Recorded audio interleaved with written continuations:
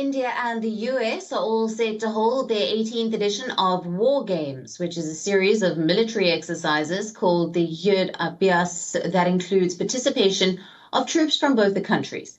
Now, the military drills will be held in mid-October in the Indian state of Uttarakhand and will focus on high-altitude warfare training.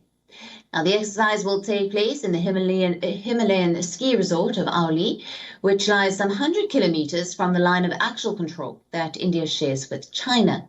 The drills come at a time when tensions in the Asia-Pacific region are simmering, as both India and China continue to be locked in an eyeball-to-eyeball confrontation since the Galwan clash of 2020. While diplomatic ties between Washington and Beijing are also strained, which have taken a turn for the worse since U.S. House Speaker Nancy Pelosi's visit to Taiwan, which China claims as a part of its own territory. China has time and again said that it will take complete control of the autonomous region, even if it requires brutal force. The U.S.-India military exercise, which has been a regular affair since 2002, is a sign of improved defense ties between both the nations. The last edition of the War Games was held in Alaska in October of last year. US designated India as a major defense partner in 2016 to further boost the ties between both the countries.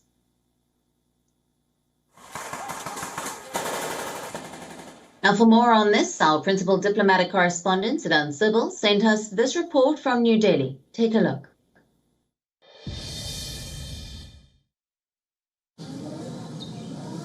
India and the United States will be holding exercise Yudhya Abhyas in Auli in the northern Indian state of Uttarakhand. Now, these exercises have been taking place on a regular pace.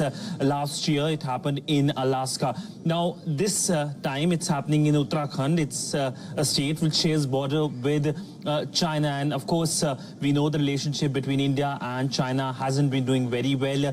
Since 2020, there has been a progressive downfall in the relationship because of Chinese military actions in the eastern Ladakh region, specifically in Galwan. We saw the Chinese aggressive actions led to the death of 20 Indian soldiers. So these exercises will be keenly watched by Beijing. But nonetheless, if we talk about India-US military relationship, this has been growing.